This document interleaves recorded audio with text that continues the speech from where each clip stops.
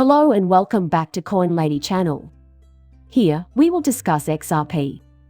First, I'd like to share this where an ex-Ripple executive challenges Mark Moss, a vlogger who has been critical of XRP.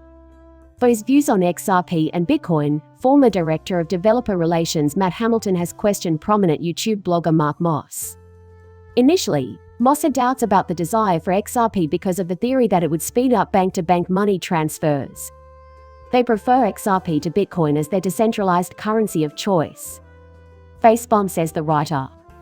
However, Hamilton thinks Moss does not have a complete grasp of XRP, which is why he questioned him about it. According to the ex-Ripple employee himself, XRP is essential for instantaneous value transfers outside of traditional financial institutions. According to Hamilton, that sums up cryptocurrency's entire purpose. Now you know, and this has always been my expectation, that XRP will function in the future as a confidence layer between two CBDCs. Mark Moss, in my opinion, is just repeating the Bitcoin maximalist myth that Bitcoin is the currency of liberty. What's the point of buying XRP? The Bitcoin mafia is currently clutching at straws, so they are coming up with wild concepts to pitch to potential retail investors. Unfortunately, I still think XRP will outperform Bitcoin in the long run, which means they'll lose a number of retail investors. It will become increasingly meaningless over time. Ripple's top lawyer, XRP, blasts government officials for their crypto-unfriendly stance. Stuart Alderoty speaks out against the government's approach to cryptocurrency legislation, pointing out the negative effects their rhetoric and policies could have on the developing digital asset market. He then moved on to discuss the anti-crypto army led by Elizabeth Warren. Now that more people are ditching their banks, I predict cryptocurrency will play a larger role than they anticipate in the 2024 elections. In what do they decide to invest? True gold and silver bullion. If not, then cryptocurrency is the next best choice, and I think more and more people are coming around to crypto more than they are willing to admit. A larger percentage of individuals, in my opinion, are investors now than ever before. Johnny Deaton suggests that, under Satoshi, Bitcoin might have been a safeguard as well. When Satoshi was the only or one of the only Bitcoin miners, he could have been making an offer of unregistered stocks if he had tried to sell 100,000 Bitcoin for $100,000. Johnny Deaton thinks this is the view held by the pro-cryptocurrency attorney and XRP users legal advocate. Recent criticism leveled at US regulators for how they've handled the cryptocurrency market and laws. Here is how I currently feel about it. I believe Gary Gensler would have also labeled Bitcoin as a security if there were anyone he could suit or shake down for Bitcoin. I think he just decided that, since he stands to gain nothing otherwise, he would label Bitcoin a cryptocurrency and everything else an asset. That is, at least, what I imagine Gary is thinking about it. Beware, this is a hot profession. We're seeking a senior managing engineer, a liquidity staff member, a software engineer, a finance and engineering manager, a head of security and engineering, and a senior manager of engineering and operations. Hello, I'm Ripple. One thing that has always given me optimism about XRP and Ripple is the fact that they are constantly expanding their workforce despite being embroiled in a legal dispute. I've always thought that Ripple's massive advertising effort was a sign of their success. Blockchain-based solutions improve the efficiency, cost-effectiveness, transparency, and certainty of international business operations for companies of all sizes. I think Ripple is also targeting big and tiny businesses these days. The financial sector is not the only one affected. Everyone always seems to be talking about international money transfers and bank-to-bank transactions. There will be an increase in the number of internal payments made within large corporations. When discussing XRP value, this fact is routinely overlooked. Keep this in mind. Gary Gensler predicted that they would be able to eliminate 99.5% of encryption. That's also the only thing that Gary Gensler and Brad Garlinghouse concur on. I have previously stated that I believe 99% of all crypto probably goes to zero, but I do believe that 1% is dedicated to solving a real issue for real customers and can do so at scale. Brad Garlinghouse, I still see people peddling all of these meme coins, and at some point, people will get trapped in them in anticipation of the next run-up. But what if rules are implemented and 99% of those meme tokens vanish? People still don't speak about how many people are going to get wrecked inside. They treat it like a normal conversation, but the reality is much more expansive.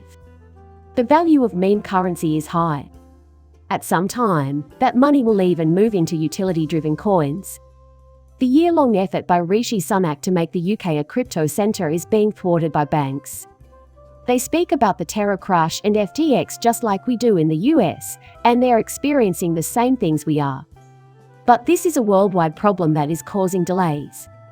The effects of regulations and the lack thereof are being felt in a number of nations. Indeed, the United Kingdom is no different from the United States. Elizabeth Warren claims that Bitcoin is worthless because it is not supported by any central bank. Much less significant than creative works. You can't shoot darts at it because you can't shoot darts. So what she's saying is that Bitcoin is worthless because it's virtual and unbacked by any central authority. I'm not a big supporter of Bitcoin, but I think it's worth more than the dollar right now. Let me tell you something, the United States currency is supported solely by debt and promises that will never be fulfilled. Furthermore, I have zero interest in investing in anything that the government guarantees.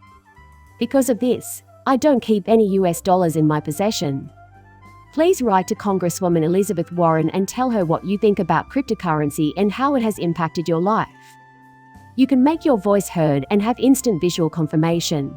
Warren, Senator, Gov. And I strongly suggest you all go offer her feedback on crypto. As US regulations drive businesses away from the industry, Hong Kong may emerge as the new crypto hub. Okay, so I brought up El Salvador the day before. The topic of conversation today is Hong Kong. These nations are plotting to steal American ingenuity. I think the U.S. government is killing crypto with the way it's approaching it, and they want anyone holding crypto out if Congress doesn't act quickly. That's why that Limit Act is being used to seal off the access points. We'll have to see. The exits will be sealed after a certain number of individuals have left the crypto industry. Whoever still has it. Future choices are anyone's guess, but I can predict that our cryptocurrency will skyrocket in value and that many people will flee the United States. I have in mind everyday people who are passionate about cryptocurrency and wish to maintain their investment strategy in this space. They too will relocate to a nation that is less hostile to crypto. It seems to be a popular topic of conversation. Cappuccino and crypto in the morning, a look at the US government's missteps in cryptocurrency regulation. There are so many problems with this now. But there's one element I want to highlight. To stabilize, or bail out, financial organizations, the US Treasury Department spent roughly $245 billion that year. Therefore, we made money, which led to inflation and a consequent economic downturn. During the Great Recession, I was one of thousands of college grads who returned home instead of immediately entering the workforce or enrolling in graduate school. The outlook for this year is that nothing will change. With last week's balance sheet expansion of $300 billion, the Fed's overall debt has reached $8.6 trillion. As an alternative, crypto arose as a result of the financial crisis. My question is, why should I bother with crypto? Simply put, the currency causes inflation. The present price of a dozen eggs in Puerto Rico is $750, and it's only a matter of time before that price reaches $10. This fact alone should prompt a search for alternate monetary systems, and the banks are well aware of the public's desire to break free of their control. That's why they want to wipe out Bitcoin completely. When the time comes for the banks to fully crash down and fall apart, I believe that suddenly here in the US, they will open their arms and welcome crypto in because that is the only thing that is going to save this nation when everything falls apart. What's up with Coinbase's huge XRP hoard? BlackRock and Fidelity are also engaged. Their expectations have been set. Moreover, these figures reveal colossal quantities of XRP, and the tally continues on and on. And I think XRP will be relisted on Coinbase at some time. Even though skeptics persist, I'm confident they won't pass up the wave of fear of missing out FOMO funds that will shortly flood the cryptocurrency market, and I have a strong sense that something even more momentous is on the horizon for XRP. If they didn't, they'd be turning their backs on it along with the rest of society. Coinbase, a cryptocurrency exchange, has launched a push to increase acceptance of cryptocurrencies in the United States. They're hoarding a large quantity of XRP at the same time they're lobbying for the United States to adopt a crypto-friendly stance. Do you foresee a change in the story because of this? Do you have any idea where XRP is headed?